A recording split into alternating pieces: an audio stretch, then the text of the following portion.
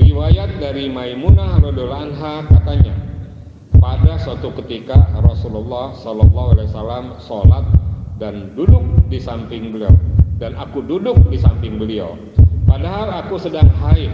Kadang-kadang pakaian beliau menyentuhku apabila beliau sujud. Maimunah menambahkan, Nabi SAW sholat di atas kain sajadah. Ya, itulah seperti itu bahwa sajadah kita.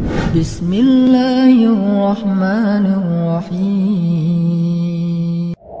Kita lanjutkan bacaan terjemahan Sahih Bukhari jilid 1, kitab Salat, hadis 221. Bismillahirrahmanirrahim. Dari Anas radhiyallahu anhu katanya, Aisyah mempunyai sebuah tabir penutup sebagian rumahnya. Kata Nabi SAW kepada Aisyah, bukalah tabir ini, karena gambar-gambarnya senantiasa tergambar bagiku dalam sholatku. Ini dia, kita kalau sholat, gambar-gambar jangan ada di depan kita. Gambar itu biarpun hanya berupa hiasan-hiasan ukiran yang dibolehkan, pokoknya dia tidak boleh menempati di pikiran kita ketika sholat. Seperti itu di depan akuarium jangan, karena itu akan mengalihkan apa yang sedang kita lakukan. Lanjut hadis 222. Dari Uqbah bin Amir katanya, Nabi SAW pernah diberi orang sehelai baju sutra, lalu dipakainya. Kemudian Nabi SAW sholat dengan memakai baju itu. Setelah selesai sholat, Nabi SAW membukanya dengan kasar, menunjukkan Nabi SAW tak suka memakainya. Dan Nabi SAW bersabda, ini tak pantas bagi orang-orang yang takwa. Ya. Baju sutra itu baju terbaik pada saat itu, baju termahal yang betul-betul dibuat dari liur air ulat sutra seperti itu, dan kadang-kadang mendatangkan bau. Akan tapi kalau kita sudah terlanjur memakai sesuatu yang tidak kita suka dan kita sudah dalam keadaan sholat, tunggulah selesaikan sholat baru bukalah. Ini yang dicontohkan Nabi. Dan sutra tidak boleh dipakai untuk sholat. Hadis 223. Dari Abu Juhaifah katanya, saya melihat Rasulullah SAW dalam kemah merah dari kulit, dan melihat Bilal mengambil air sisa wudhu Rasulullah SAW, dan melihat orang banyak berebut mengambil air sisa wudhu itu. Siapa yang memperoleh air itu agak sedikit disapukannya ke badannya, dan siapa yang tidak mendapat sedikit jua pun diambilnya dari basah tangan kawannya. Kemudian saya lihat Bilal mengambil sebuah tongkat lalu menancapkannya di tanah, dan Nabi SAW datang berpakaian sambil menyingsingkan lengan bajunya. Nabi SAW sholat berjamaah 2 rakaat. Saya lihat orang dan ternak lalu di sebelah tongkat itu. Maksud tongkat itu adalah sebuah sutra yang membatasi kita dengan bagian luar.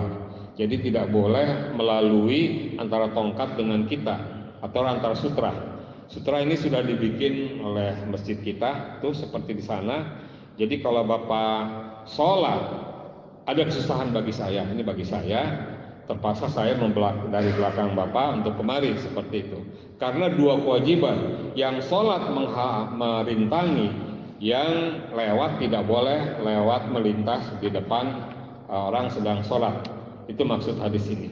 Jadi carilah punggung teman Bapak, carilah tiang atau ambillah sutra atau letakkan tas Bapak yang kira-kira tingginya setubuh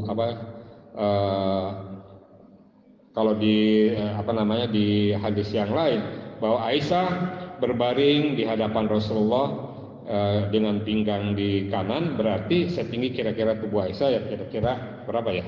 Ya seperti inilah. Itu seperti yang kita buat itu. Taruh di depan, Bapak tidak punya kewajiban menghalangi orang, dan saya juga dengan bebas atau kita dengan bebas melalui di depan Bapak. Katanya beberapa orang mengatakan bahwa batas karpet ini bisa dijadikan sutra, hanya saya belum menemukan dalil itu. dari siapa seperti itu.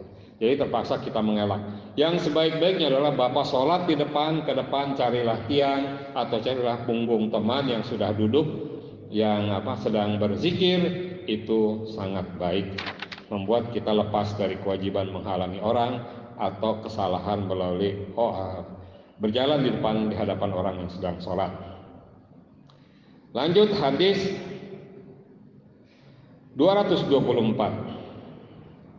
Abu Hazim menceritakan kepada kami, katanya, mereka bertanya kepada Sahal bin Sa'ad radhiyallahu anhu, dari kayu apa diperbuat mimbar Rasulullah? Jawab Sahal, tidak ada lagi orang yang lebih tahu daripada saya tentang mimbar itu. Ia terbuat dari kayu gabah, dibikin oleh si Fulan, Maimun, Maula sahaya yang telah dimerdekakan, dan si Fulanlah seorang wanita di Madinah. Ketika mimbar itu selesai dibuat dan telah diletakkan di tempatnya, Rasulullah berdiri di atasnya, menghadap kiblat dan mengucapkan takbir, kemudian sholat. Dan orang-orang hadir ketika itu berdiri di belakang Nabi. Sesudah itu beliau membaca Fatihah, kemudian ruku, dan ruku pula orang-orang yang berada di belakang beliau. Kemudian Nabi mengangkat kepalanya dan mundur, lalu sujud ke tanah. Setelah sujud, dia kembali ke mimbar, lalu membaca, dan setelah itu ruku. Setelah ruku diangkatnya kepalanya, kemudian mundur, lalu sujud di tanah. Begitulah yang saya saksikan perbuatan Nabi Shallallahu Alaihi Wasallam.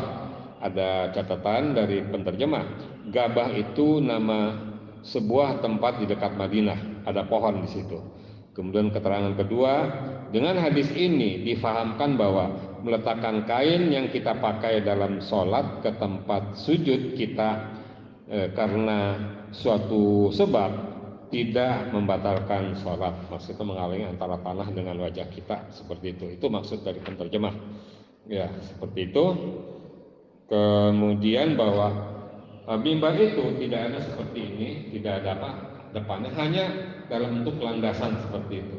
Berdiri, kemudian ketika sujud, Rasulullah turun, sujud di tanah, kemudian balik lagi setelah selesai sujudnya naik ke mimbar lagi untuk sholat. Seperti itu. Jadi tidak sujud di atas mimbar.